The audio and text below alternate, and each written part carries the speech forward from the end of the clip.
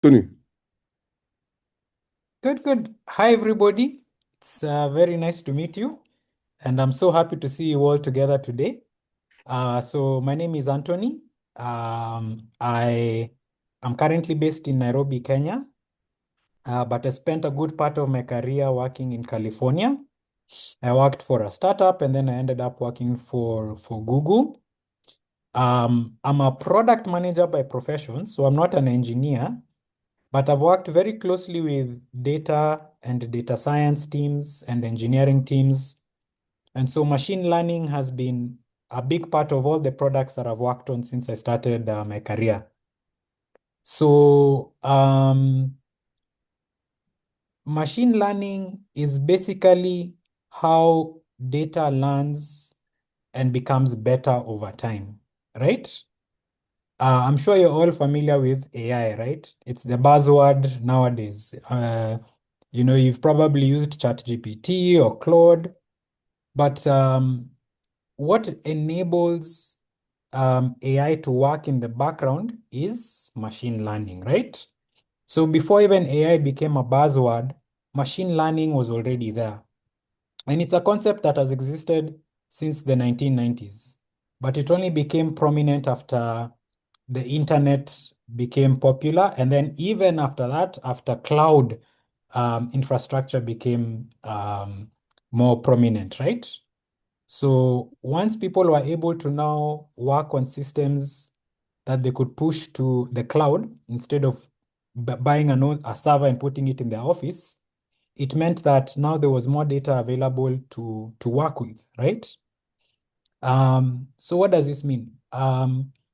For you guys kind of thinking about entering the workforce in a few years, having a basic understanding of how data works, how behind the scenes, how AI works, will give you a very strong edge, right? You might be tempted to just consume ChatGPT, but I would encourage you to be curious about how it works behind the scenes, right? Because those kinds of skills will still be in demand. People who understand how AI is powered, they will always still be in demand in the market, right? Um, so I'll stop there. Have I done my 10 minutes? Maybe I'm even short. Yeah, okay. Thank you very much. So can we clap for you? Yeah. I think my team will be happy because you kept to time, even if you don't finish your time. And that's another skill you need to learn. When they give you 10 minutes to spend, don't shoot your time, all of that. But one of the things we also did yesterday was to give the teenagers freedom to ask any question. And please ask any question. So, group one, what's the question? Please ask question. I just wanted to know what his last. Have you agreed in your group? No, Agreed in your group. not gonna waste This my time. boot camp is we, not I. So give them 2 minutes. Let his name out, or maybe not. Please ask intelligent questions. Ask questions. I've not worked in Google. This guy have worked there. What's his face? That's first. What's his face? So group one, are you there? What? You said he worked. Okay. Okay, stop. It's okay. Group one, ask your question. Group one, ask your question. What was your favorite thing about working in Google? Oh, that's a great question. What's your name? Baraka. Baraka, thank you so much for your question. I think for me, one of my favorite things was the free food. I'm joking, I'm joking. That was just a nice bonus. But honestly, one of the best things about working at Google was that I could touch so many people's lives, right? On a daily basis, right? You see, I was working on YouTube, right? Everybody around the world uses YouTube, right? So when you're thinking about solving your problem, you have to think about, can this product problem work for somebody in India? Can it work for somebody in China? Can it work for somebody in Nigeria? Can it work for somebody in the UK, right? And that type of scale you get at very few places. So that's probably one of my most favorite parts about working there, just the amount of users that you touch with your products. Thank you very much. Baraka, do you guys understand what he said? Yeah, group 2, your question, sir. What was the name of the startup you worked at? Absolutely. And what, I didn't catch your name? Timmy Lola. Timmy. Pleasure, Timmy. It was called Wowzy. Oh, sorry, not Wowzy, sorry, it was called Juvo. JUVO.com. And we used to build mobile apps for telecoms, and we used to do financial loans for telecoms. And a lot of that work I did actually in South America, Colombia, Guatemala, Honduras, which was very interesting for me at the time. Thank you so much, sir. Group 3. How does ChatGPT work behind the scenes? Can you hear him? No, I can't hear him. I can't hear him. How does ChatGPT work behind the scenes? How does ChatGPT work behind the scenes? That's a great question. I didn't catch your name. What's your name? Adonia. Adolia.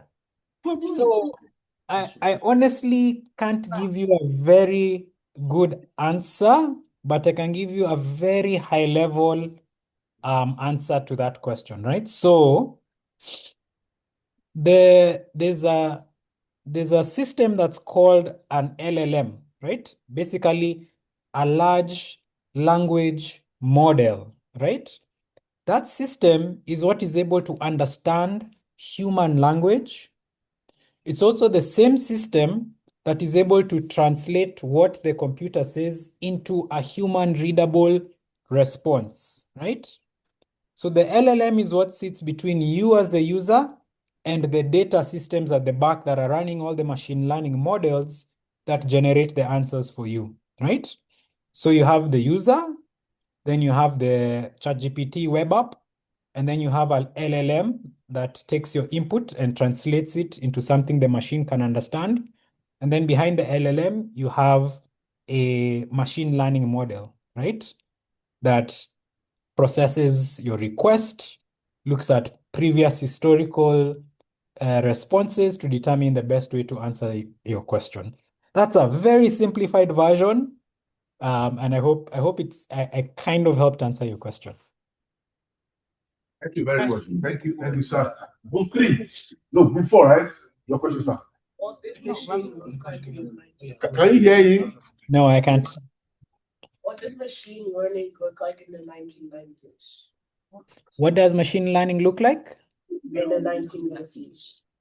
In the 1990s. That's also another great question. Well, I was a child when I was in the 1990s. I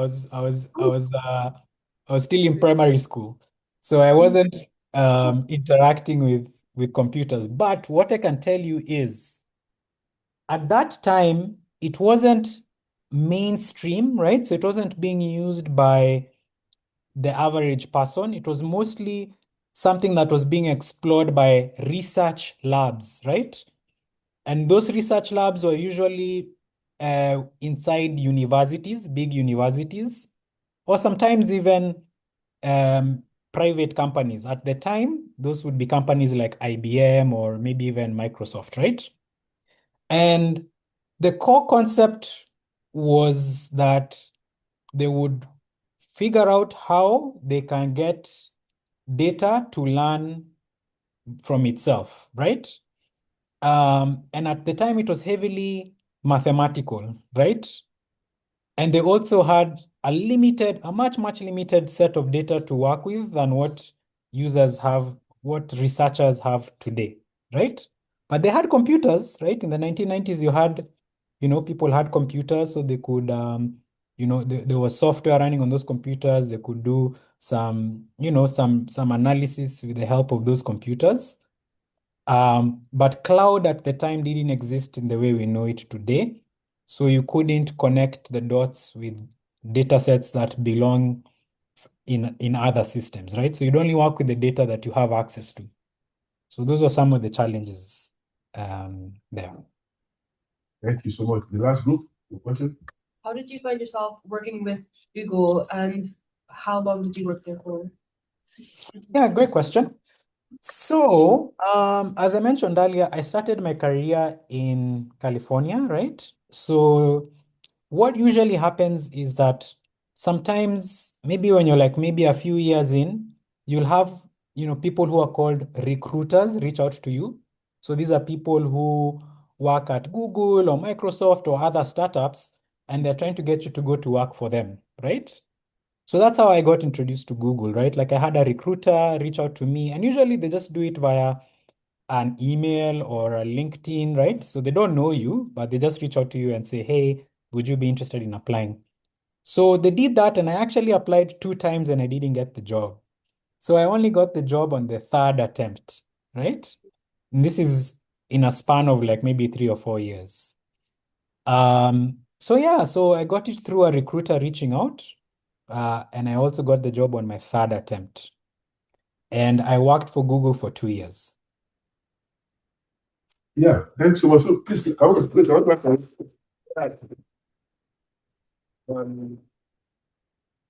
there's some questions that there's some questions I was thinking that you guys are going to ask. How does Google do something that go viral? One of the best companies in the whole world is Google. You have worked there for 3 years. How did they do their distribution stuff? 2 years, yeah. So what do you think they are doing differently, or what's the culture of that company? Such a way that when they build a product based in the US, maybe Silicon Valley, before we know it, in the next 1 or 2 years, the whole world accept it. What do they do? Is it quality? Is it quantity? Is it excellence? Is it that they understand the users? All of that. Yeah, that's a great point. I think it's a combination of all those things. So a company like Google, its biggest advantage is that it has billions of people using its products, right? So, now that we're talking about machine learning and data, what that means is that they have data on billions of people's usage of the internet.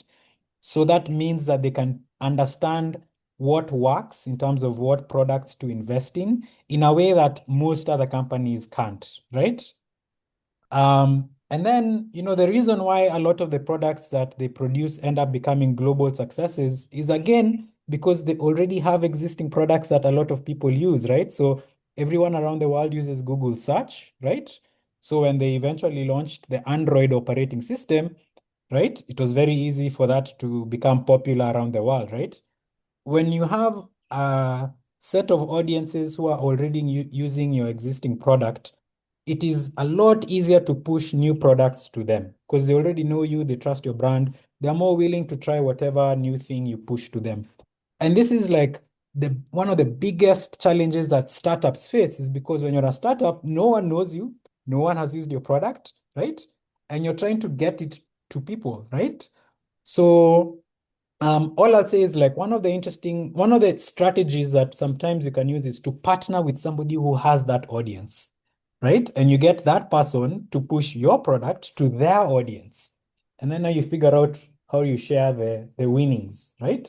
So that's one strategy for startups to get that kind of growth, right? So, for those of you who end up working in software, distribution, right? That term distribution is so important. It basically means how many people have access to your product, right? So again, for Google, not a problem because they already have billions of people using existing products. So anytime someone comes up with a new product, they can test it on a small group of people in a few months. And then if it works, they give it out to everybody. And the other thing I'll say is for every product that works, there's probably 5 products that did not work, right? That they did test with a few people, but they killed it after they saw that it wasn't working, right? So yeah. Yeah, thanks so much. Please, can we clap for him again? Um,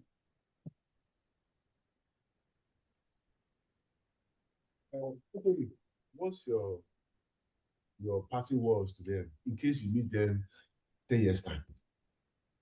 Absolutely. So we're living in very interesting times, guys, and I think that whatever you're doing today is so important because you're learning the foundations of what powers today's technology, right? So, I'm sure every one of you has used AI at some shape or form, either to just help you answer some simple questions, and maybe some of you have even built websites or apps using AI, right? That is the direction the world is going, and that space in particular is changing so quickly. Like even 1 year ago, the capabilities that AI had versus what it has today is light and day. So I would encourage you to continue with participating in programs like this, where help you understand how this technology works. Don't be afraid of it, embrace it, make it part of your day-to-day. And as you guys, the one thing that I'll say is that nobody actually knows how this technology is going to change over the next even 2 years, right? It's just changing very quickly. But the thing that doesn't change is what you're learning today, the foundations, right? Machine learning, data, software, user experience. Those things will always remain the same. Yeah, so can we clap for him? Yeah, thank you. Thank you so much, Anthony. Thanks for your time and welcome. thank you.